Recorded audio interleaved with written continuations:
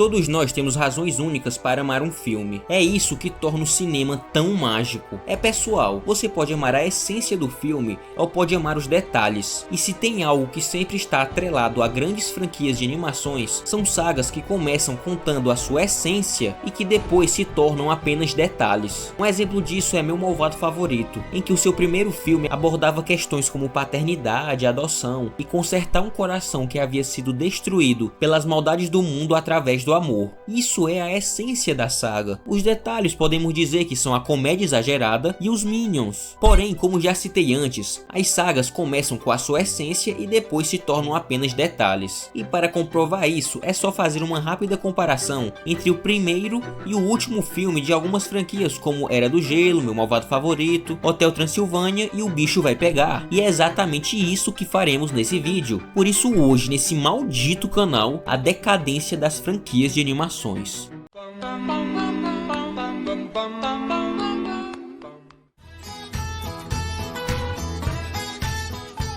2002. Nesse momento, o mundo das animações estava passando por uma transformação, pois aqui o formato de desenhos feitos em 3D estava se popularizando e tirando forças do formato antigo feito em 2D. E é nesse cenário que aparece Era do Gelo, um filmaço que conseguiu agradar gregos e troianos, e de cara se tornou um novo clássico das animações. E se você analisar, pode perceber uma certa semelhança com dois filmes que já haviam sido lançados naquela época, Shrek e Monstros S.A. Era do Gelo 1 se assemelha com Shrek em seus personagens, sendo o Manny com uma personalidade parecida com a de Shrek e Sid tendo uma personalidade parecida com o burro, além de que o contexto em que os dois personagens se conhecem é quase o mesmo, pois tanto o Sid como o burro estavam fugindo de uma briga e usaram os outros como escudo. Já Monstros S.A. narra a história de um grupo de personagens que estão tentando devolver uma criança de outra espécie para sua família, e nessa jornada os personagens se conhecem melhor, formando uma amizade entre espécies. História muito parecida com a vista em Era do Gelo. Pois é, Era do Gelo, mesmo com essas semelhanças, conseguiu ser totalmente original em sua aventura, marcando uma geração que cresceu assistindo esses filmes. O primeiro filme centra a trama em 3 personagens: Diego, o Dente de Sabre, Sid, a Preguiça e Manny, o Mamute, além do Scratch, que não participa da história, mas seu envolvimento na trama conseguiu cativar tanto que ele virou o rosto dessa franquia. Logo de cara já se percebe que esse primeiro longa conseguiu criar 4 personagens muito carismáticos que sustentam a trama, e mesmo que a sua animação não tenha sido tão boa quanto a da sua concorrência da época, ela fez tanto dinheiro quanto, e até chegou a ser indicada ao Oscar, perdendo para Viagem de Chihiro, outro grande clássico. E se você quer um vídeo especial falando apenas sobre os filmes do estúdio Ghibli, sinta-se à vontade para sugerir nos comentários. O primeiro Era do Gelo serviu não apenas para construir uma base financeira para Blue Sky Studios, mas também para construir uma base narrativa dos seus próximos filmes. Filmes com histórias relativamente normais, mas com muito coração, como foi visto em Robôs e Rio. Era do Gelo é uma comédia familiar com uma história simples, direta e carregada de sentimentalismo em suas subtramas. É só lembrar da origem do Manny, que é mostrada sem narração através de pinturas rupestres,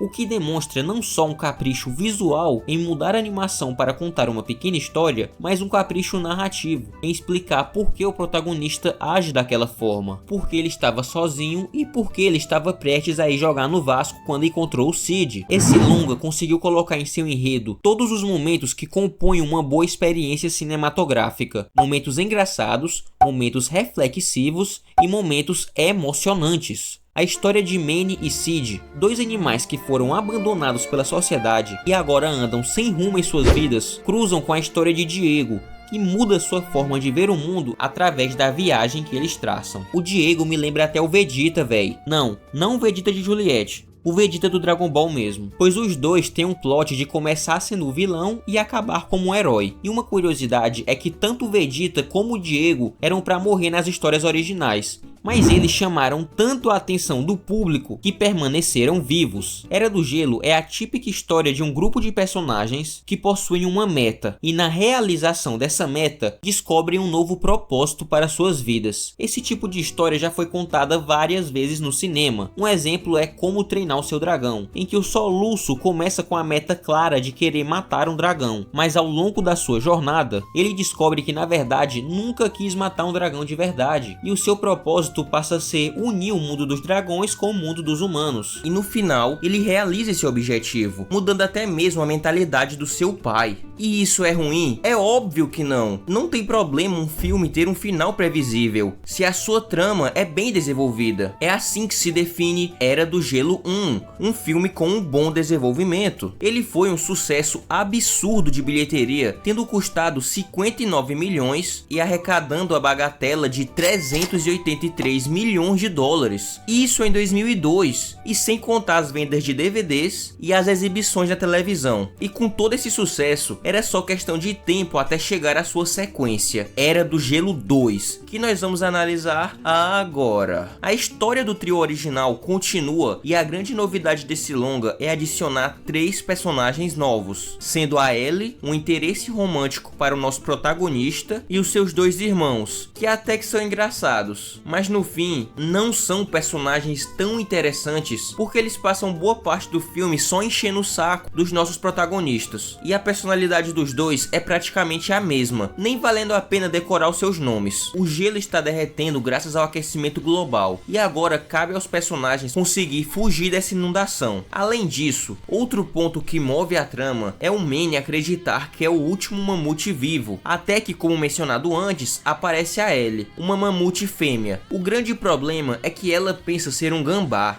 Sadmei, Satanás. E é isso. Essas são as 2 grandes histórias sendo contadas, o aquecimento global e o Manny se apaixonando. Então logo de cara dá pra perceber que esse longa não tem a mesma qualidade do original. Aqui a Blue Sky Studios não conseguiu o mesmo feito que a DreamWorks conseguiu, por exemplo, onde as continuações dela muitas vezes superam o material original. É perceptível como eles reciclaram alguns elementos do filme anterior. Na primeira aventura eles caminham em grupo para devolver um bebê, e na segunda eles caminham em grupo para fugir da inundação. A estrutura é muito semelhante, e acredito que por isso, na minha visão, o terceiro é melhor do que o segundo, mas para isso falta. Lembra que eu falei que Era do Gelo 1 era uma história simples, direta e carregada de sentimentalismo? Pois é, a sua continuação infelizmente não conseguiu sustentar essas características tão bem quanto o primeiro, pois aqui também existem momentos dramáticos, mas não tão bem implementados como no primeiro, dando mais espaço para piadas físicas, escatologias e esse tipo de coisa que o cinema de animação está cheio. Embora eu deva assumir que a revelação do passado da Ellie é uma cena assim muito bonita,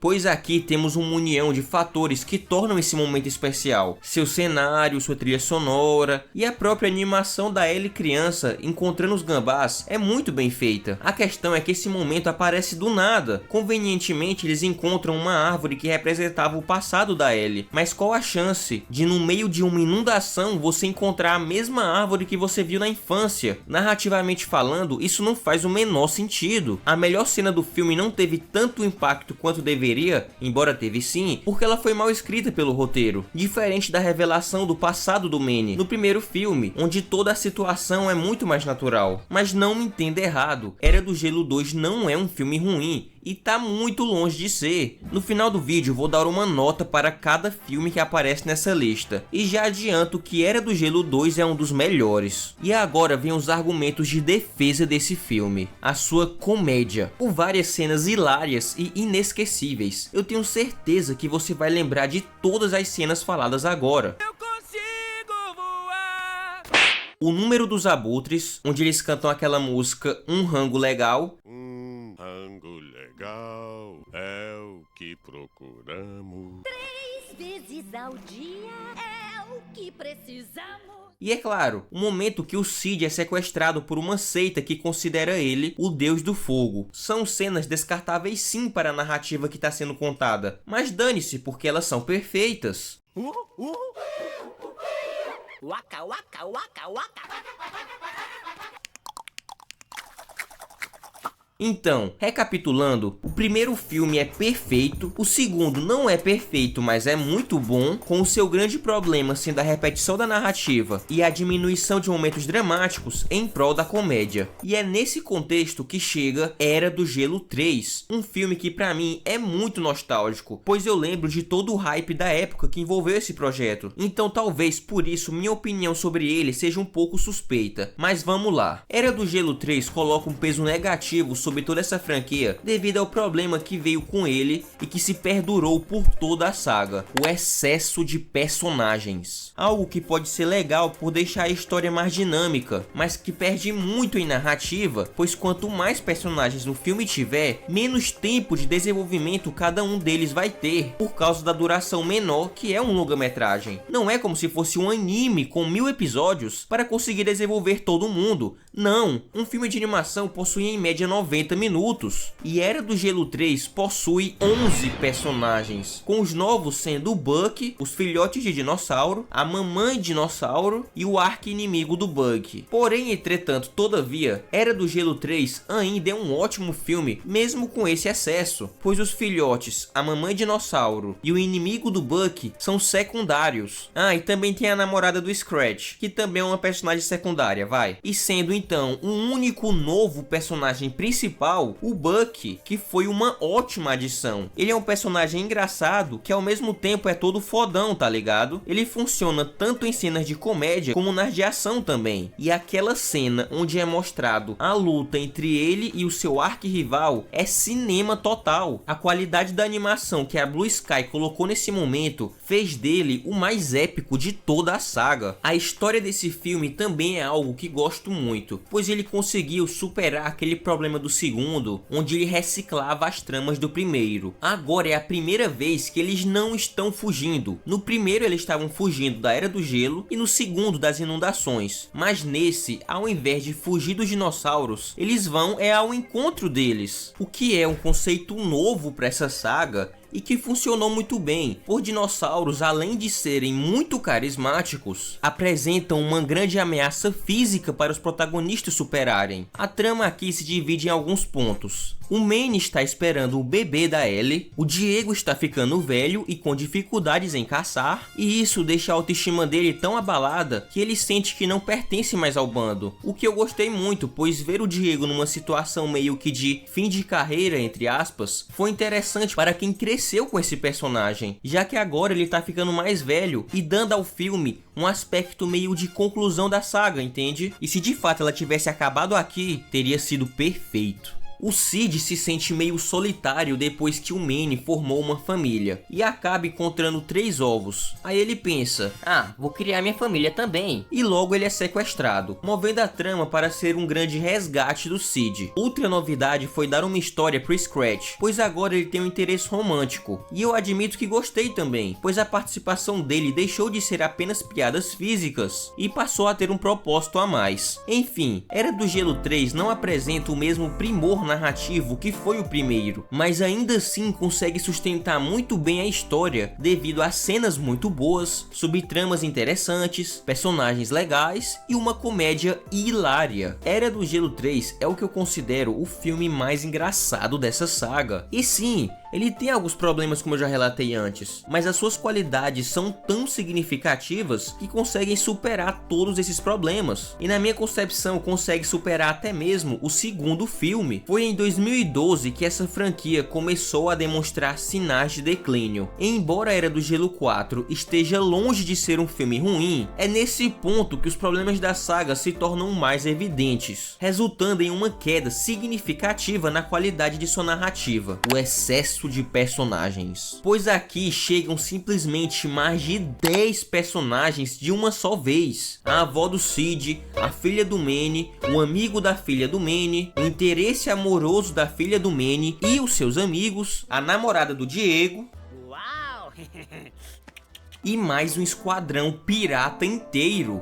Não existe uma necessidade para colocar tanto personagem em uma só história, se ninguém vai ser desenvolvido nessa porra. Aqui a Blue Sky perdeu a mão completamente nesse quesito. O que mais me indigna nesse filme é o seu potencial desperdiçado, pois isso aqui poderia ter sido tão bom quanto o terceiro filme. Essa temática de piratas é muito boa. O Capitão Entranha é o melhor vilão que aparece nessa franquia. Sério, as cenas dele são muito boas. A sua sagacidade aliada à sua rivalidade com o Manny fazem esse vilão ser muito carismático. Você fica ansioso para ele se encontrar com o Manny e ver os dois caindo na porrada. E a cena que ele faz o navio sozinho é quase tão boa quanto aquela do terceiro filme que eu falei antes. Essa ideia de separar o bando original numa aventura contra piratas é incrível. E agora você pensa, então por que eu não gostei dessa quarta parte? Simples. Por um motivo, a filha do Manny. Cara, mas é muito chata. Primeiro por ela ser adolescente e ninguém suporta adolescentes, nem os adolescentes suportam a si mesmos, cara, então paciência. A história dela nesse filme é que como ela cresceu sendo, entre aspas, metade gambá, ela tá tendo dificuldades para se enturmar com os mamutes da sua espécie, ao mesmo tempo que tem problemas com o Manny por ser super protetor e ter um amigo ouriço que é apaixonado por ela, personagem tão horroroso que nem aparece mais na franquia. Você percebe que tudo que envolve a Amora é uma merda, é como se ela tivesse o toque de Midas ao contrário, tudo que ela toca vira lixo, e isso ainda se repete no quinto filme. Se a trama inteira de Era do Gelo 4 fosse focada no bando principal contra os piratas, além de ser um enredo mais original que ia se diferenciar dos anteriores sem perder nenhum brilho, também deixaria a história do filme simples, focando mais na rivalidade entre o Manny e o Capitão Entranha, e essa rivalidade tem química, mano.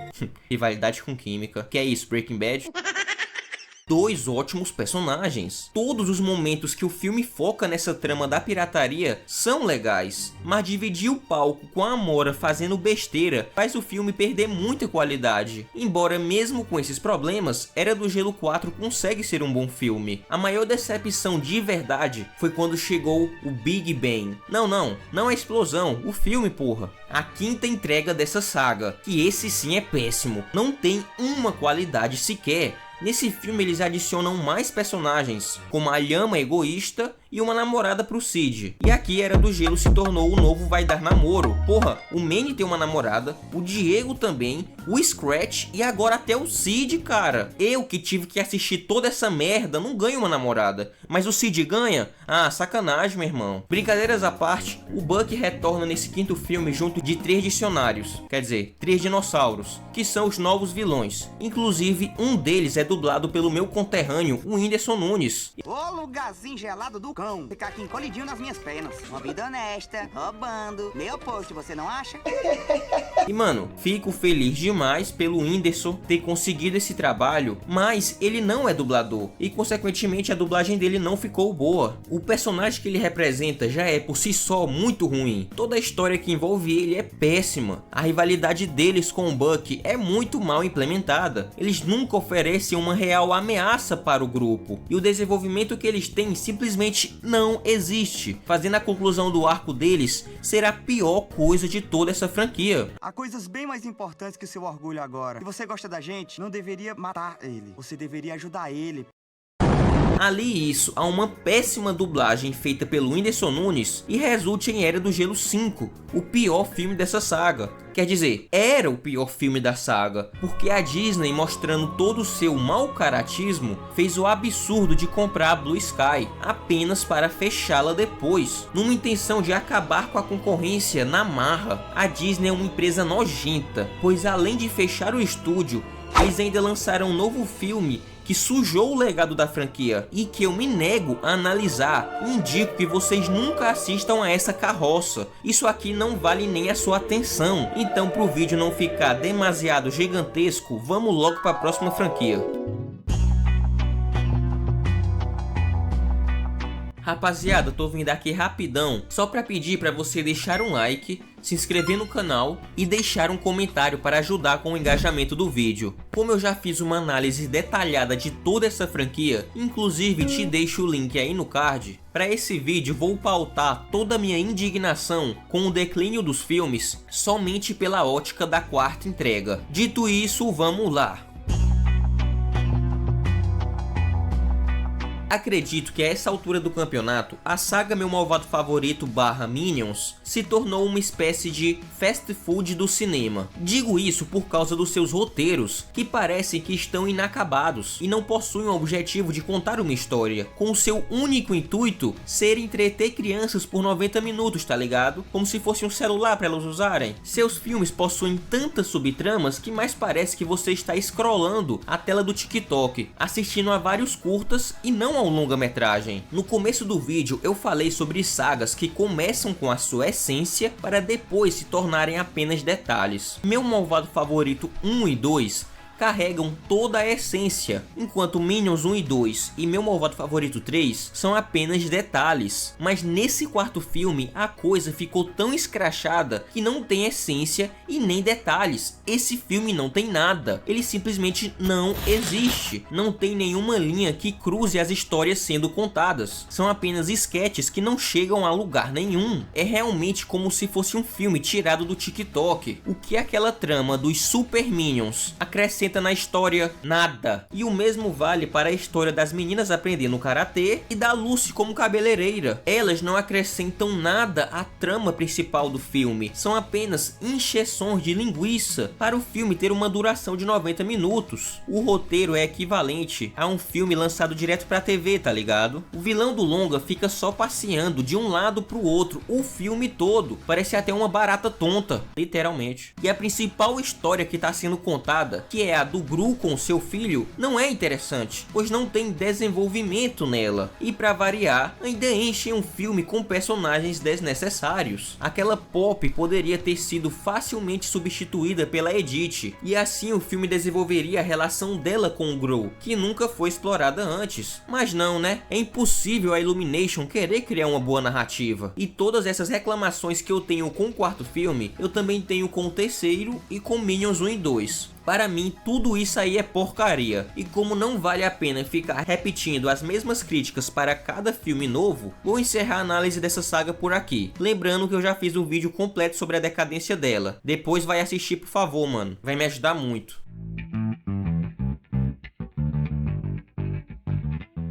Agora eu vou listar todos os filmes que o bicho vai pegar humilhou no quesito audiência em sua época de lançamento. A Casa Monstro, O Intruso no Formigueiro, Selvagem, Segredo dos Animais e Por Água Abaixo. Isso porque foi a primeira aposta da Sony no ramo das animações, com o seu estúdio Sony Pictures Animation. Na sua primeira tacada, a Sony bateu de frente com a Disney e a DreamWorks de uma só vez, mostrando que ela não chegou para brincadeiras. E anos mais tarde, com o lançamento de Homem-Aranha no Aranhaverso, a gente viu todo o potencial que a Sony teve para demonstrar. E já vou adiantando que o primeiro filme dessa franquia eu gostei de verdade, achei ele ótimo.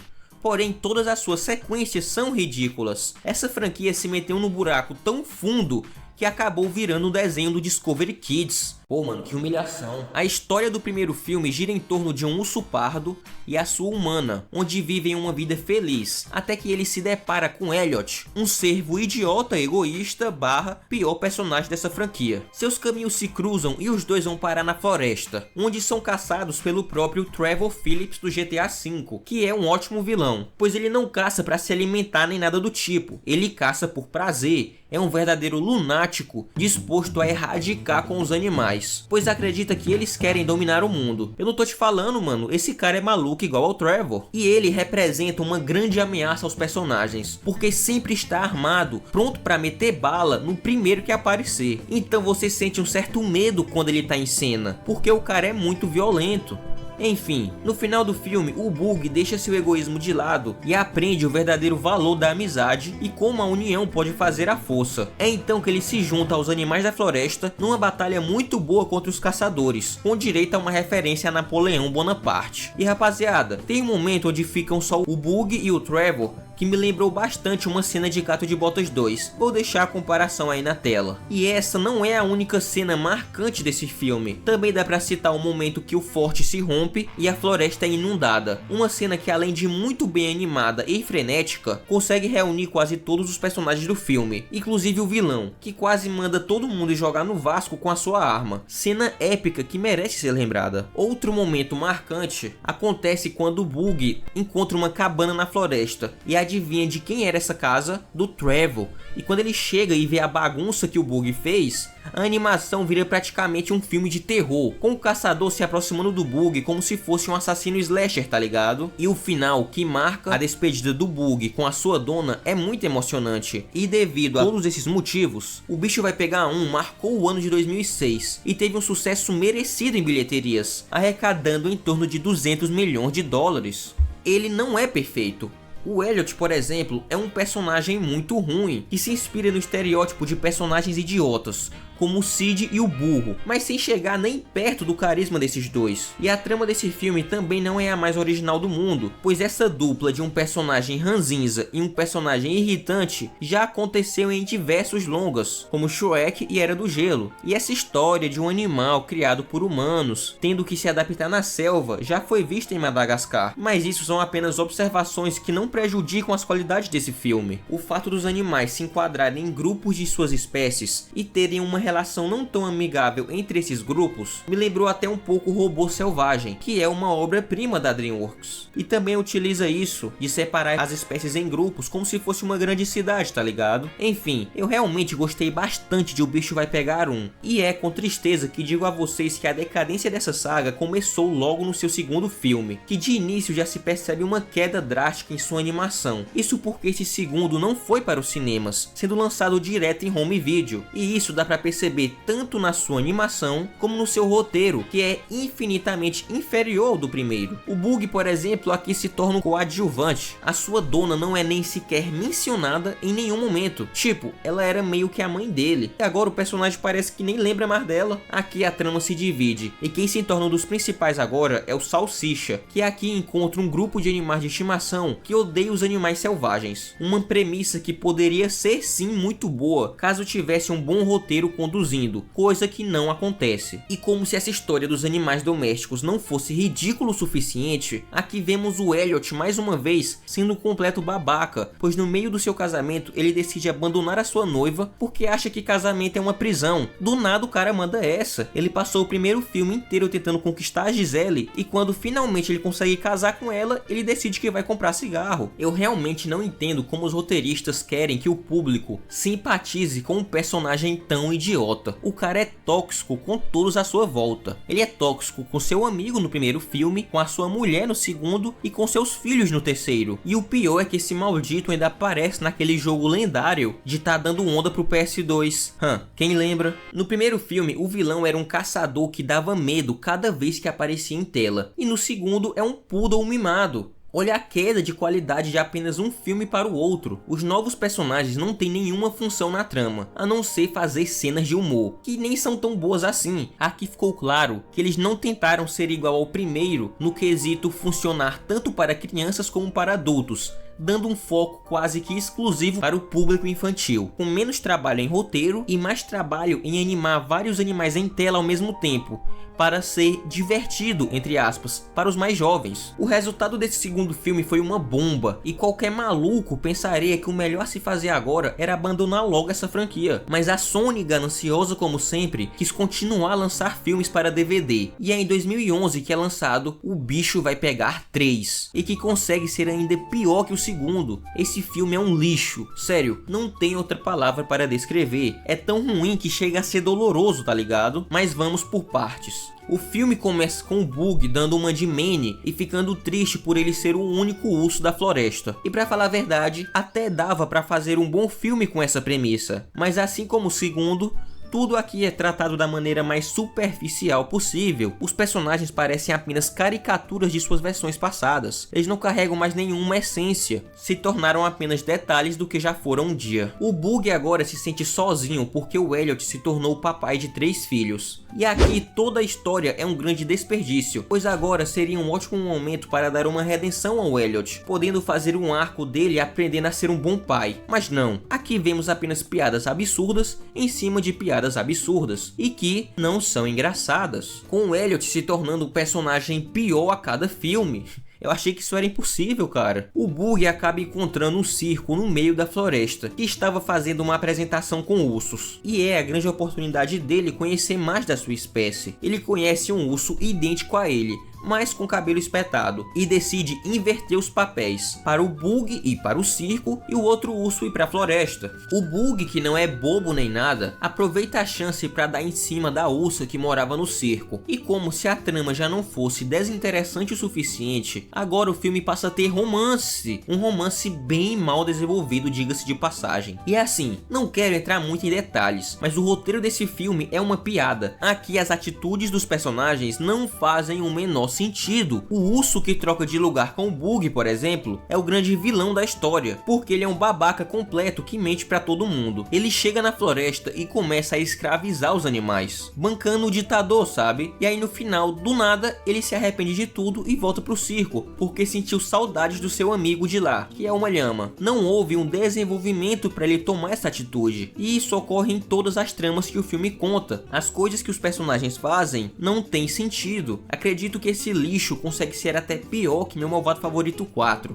Pé na estrada, melhor que cantar com amigos, não há nada. Eu não aguento mais viver. Em 2016, chegava ao home video o quarto e último filme de O Bicho Vai Pegar. A essa altura do campeonato, essa franquia tinha sido completamente esquecida, e esse quarto aqui foi só pra fechar o caixão mesmo. Eu considero ele melhor que o segundo e que o terceiro por alguns motivos, mas não se engane, ainda assim ele é um péssimo filme. Algo que supera os seus antecessores é a sua animação, que está um pouco melhor. Agora a história é meio que um especial de terror. Os amigos estão reunidos em uma floresta. Elliot começa a contar histórias assustadoras, e o Bug fica morrendo de medo quando escuta o conto de um tal lobisomem. Elliot, idiota como sempre, decide que a melhor forma de ajudar o seu parceiro é o assustando para ele superar o medo. E aqui vemos mais um exemplo de potencial desperdiçado, pois a história acompanha apenas 3 personagens, abrindo uma margem muito grande para desenvolvê-los, pois aqui não tem 1 milhão de personagens para atrapalhar a narrativa. Esses personagens seriam o Elliot, o Salsicha e o Bug. E outra coisa interessante é o retorno do vilão do primeiro filme, que foi um dos melhores personagens daquele longa. E as coisas legais que atiçaram a minha atenção não param, pois aqui finalmente fazem uma menção à ex-cuidadora do Bug. Pô cara, ela era praticamente a mãe dele e nunca mais tinha sido nem mencionada, o que eu achava muito paia. Mas agora ela retorna em flashbacks e em um pesadelo que o Bug teve. Porém, como a alegria de pobre dura pouco, o filme mostra logo a sua real identidade, e as coisas ruins começam a aparecer. Primeiro que aquele núcleo de 3 personagens que eu havia elogiado logo se desmancha e o filme não sabe para onde vai. Ele fica indo e voltando na história, quebrando totalmente a imersão. E o caçador aqui serve apenas como alívio cômico, trazendo ainda 2 personagens muito mal animados e que também são só alívios cômicos. É perceptível que esse filme era para ter sido apenas mais um especial de Halloween iguais ao de Shrek, por exemplo, mas por algum motivo decidiram alongar isso por quase 90 minutos só com encheção de linguiça. Acredito que não vale a pena dar muitos detalhes da história, porque ela é bem fraca. No final do filme, o Bug derrota o caçador de forma humilhante e o tal lobisomem de fato aparece, mas ele nem é do mal, aparece só para encerrar o filme com um musical. Essa franquia começou de uma ótima forma, pois o seu primeiro filme é muito bom, mas ele, como fez muito sucesso em DVD, a Sony fez todas as suas sequências serem em DVD, e o resultado disso é menos orçamento tanto para animação como para roteiro, e logo menos qualidade no geral. Uma pena, pois o primeiro filme é muito bom, e as suas sequências meio que mancharam um possível legado que ele poderia ter.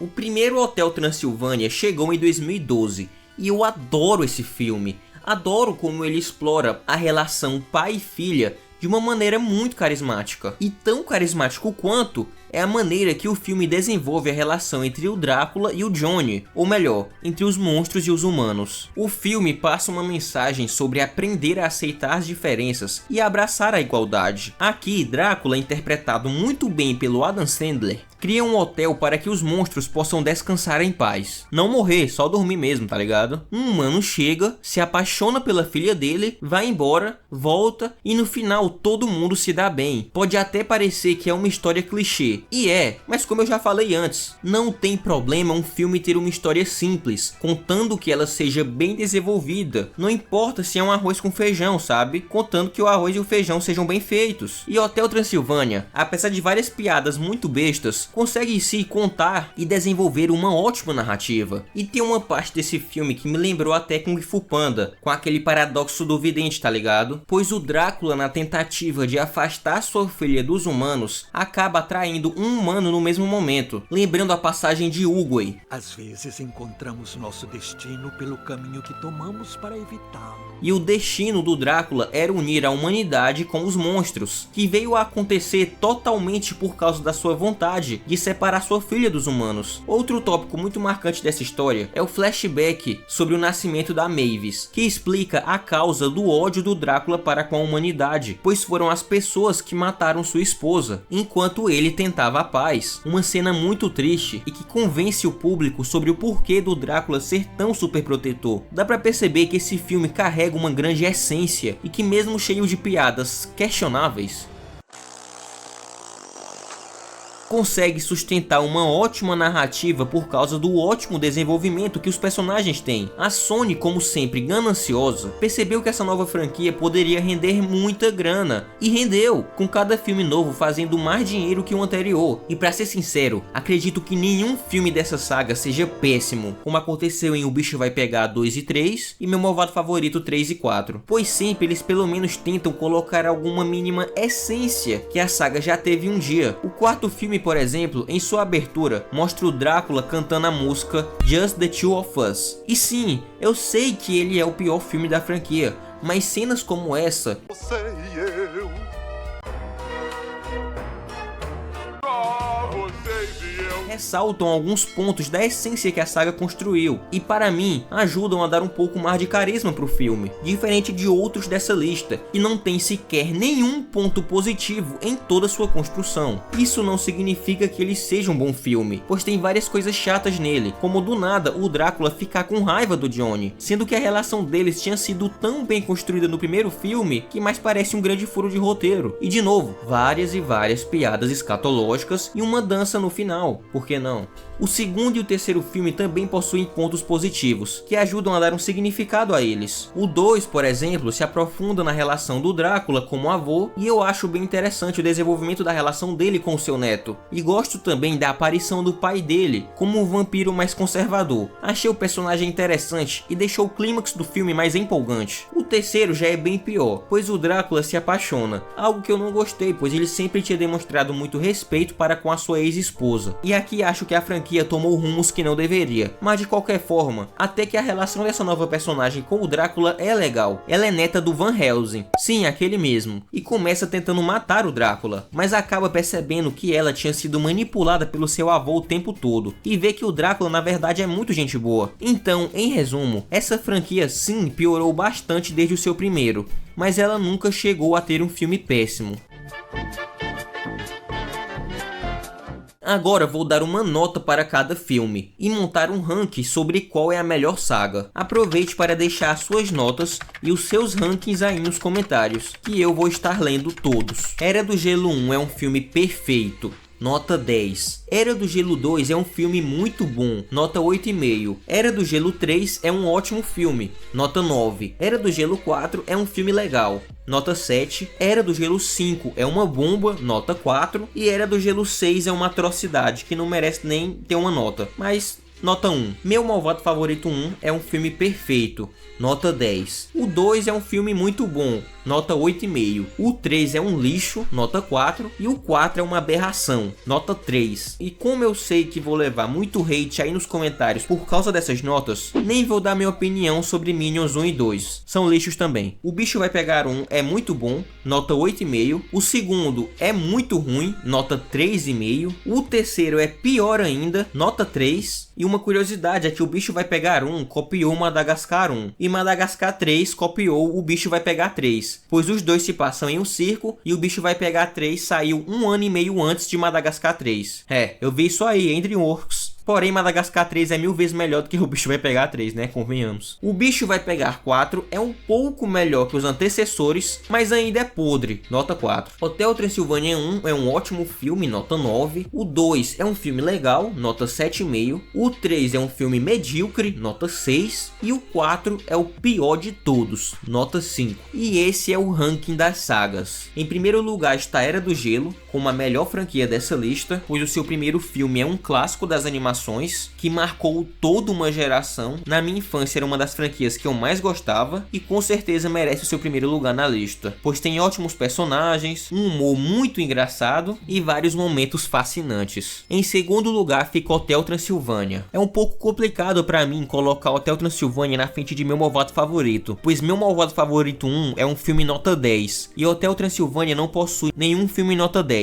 Mas, porém, eu quero ser um pouco justo, sabe? E como Hotel Transilvânia não possui nenhum filme péssimo e Meu Malvado Favorito possui 2 filmes péssimos, sem contar os Minions, que também são péssimos, eu acredito que o Hotel Transilvânia merece uma posição melhor no ranking. Mas sinta-se livre para discordar de mim aí nos comentários. Coloque seu argumento, mano, eu realmente quero ler. E se você concordar, coloque aí por que você concorda. Em terceiro lugar aparece Meu Malvado Favorito, com um excelente primeiro filme. Sério, Meu Malvado Favorito 1 é um filme lindo que fala sobre paternidade e adoção de uma maneira muito respeitosa e cativante. Pra mim é uma obra-prima, porém o segundo já diminui muito o seu nível de qualidade, focando muito mais na comédia do que na história, mas ele ainda assim é muito bom. Ele tem um ótimo vilão que é o El Macho, ele consegue desenvolver muito bem a relação do Gru com a Lucy, é um romance bem feito, e os Minions, por mais que eles apareçam mais do que deveriam, a sua trama está diretamente interligada com a história, a trama deles é conectada diretamente com o El Macho, e esse filme é hilário, sério, é muito engraçado. Eu assisti no cinema na época e a galera não parava de rir nem por um segundo, então até esse momento ela estava sendo uma franquia melhor que o Hotel Transilvânia. Porém, Meu Malvado Favorito 3 e 4 são tão horrorosos que para mim mancharam completamente o legado dessa franquia, e por isso